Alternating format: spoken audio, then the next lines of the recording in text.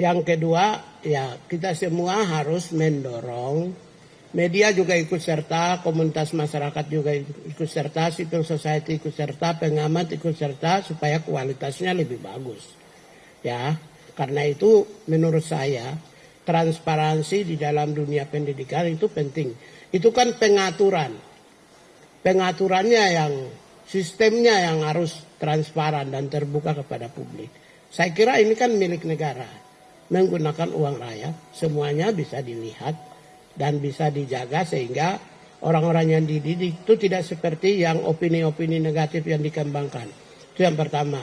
Yang kedua dari Komnas HAM tidak merujuk kepada undang-undang apapun. Kan saya bilang yang tadi, ketika saya bilang corporal punishment, saya close maka tidak ada rujukan undang-undang HAM yang bertabrakan. Komnas HAM kan bilang civics education. Civics education itu politik itu. Pancasila, undang-undang, NKRI, Merah Putih ya. Tentang itu namanya pendidikan kewarganegaraan. Ini bukan pendidikan kewarganegaraan. Ini pendidikan yang berorientasi pada produktivitas dan kompetensi, knowledge, skills, dan attitude. Jadi dalam rangka peningkatan seseorang dari sisi knowledge-nya. Yang kedua skills-nya. Yang ketiga attitude-nya. Nggak ada pendidikan kewarganegaraan. Karena itu Komnas HAM rujuk menggunakan instrumen hukum, instrumen HAM. Ketika saya mengatakan corporal punishment, maka terkunci. Jadi tidak ada instrumen HAM yang ditabrak di sini. Ya. Satu lagi dari Pak Deddy Mulyadi adalah memberikan syarat vasektomi untuk pemberian bansos. Memang ini masih wacana gitu Pak, tapi kalau dilihat dari perspektif HAM itu seperti apa? Karena ini bisa jadi masuk pada kebutuhan kontrasepsi dan masuk pada wilayah hak tubuh seseorang gitu Pak. Kalau namanya juga wacana, untuk apa saya jawab? Tapi itu jadi catatan untuk kami tanya. Catatan untuk kami tanya, tapi kalau wacana saya tidak bisa beropini lebih dulu. Tapi kalau dilihat dari sisi HAM Pak, hal seperti itu memungkinkan Nanti kami tanya dulu. Jadi, kita kan sama-sama pemerintah. Kewenangan yang diberikan kepada kami itu adalah mengkoordinasikan dengan pemerintah provinsi kabupaten kota. Ya pastilah kita akan nanti berdiskusi supaya nilai-nilai HAM-nya itu lebih kuat. Ya, kalau pakai hukum Pareto itu 90%, sekalipun hanya dari sisi 1% nilai HAM, tapi dia mempengaruhi seluruh sistem dalam pelaksanaan pendidikan di barak militer. Jadi nilai HAM-nya akan lebih dominan.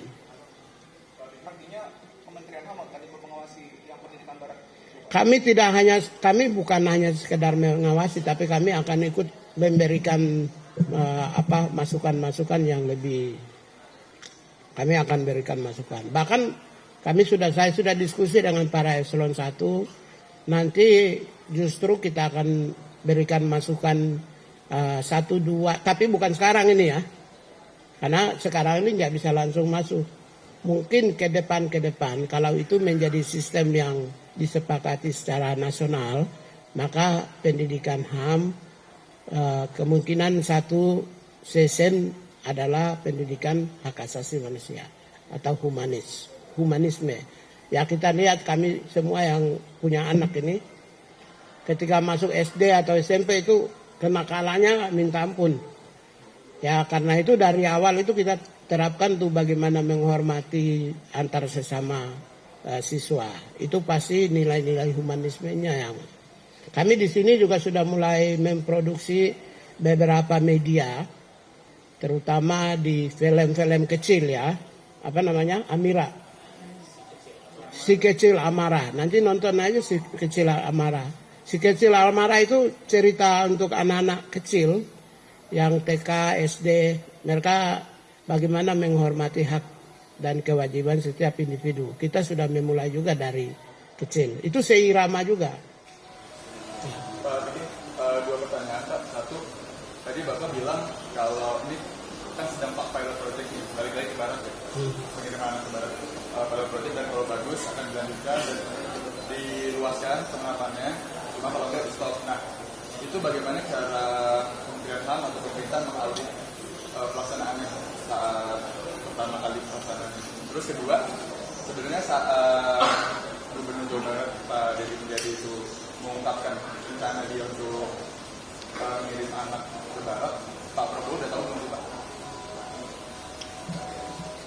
Seluruh pemimpin maupun rakyat pasti tahu lah kalau media muat. Jadi nggak mungkin nggak ada yang tahu. Pemimpin mana sih sekarang seperti dunia yang terbuka gini nggak ada yang tahu. Saya pikir semua tahu. Saya yakin pemimpin kita juga tahu, rakyat sendiri juga tahu semua. Ya. Kalau audit itu merupakan kewenangan kementerian. Nah, tapi audit kan harus kerja dulu baru kita audit. Tapi sebelum kerja nggak bisa. Paling-paling juga tahun depan. Tapi karena kami pemerintah, kami masuk.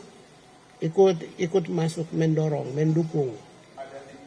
Audit itu bukan untuk punishment ya. Audit itu lebih kepada peningkatan kualitas. Jadi perbaikan.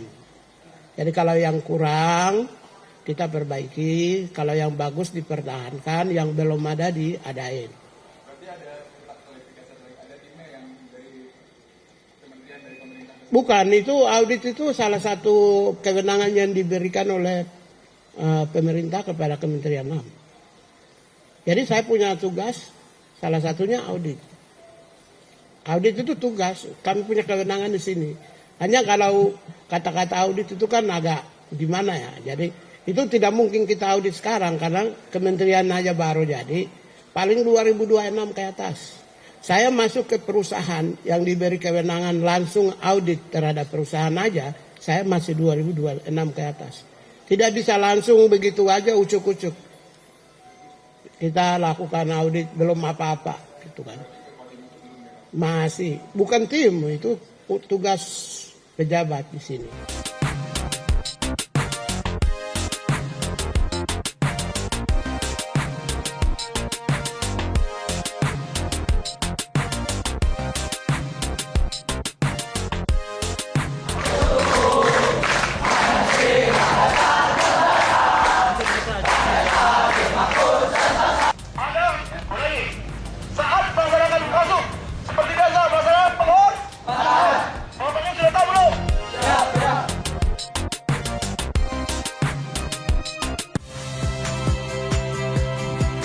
Saya, Cynthia Rompas.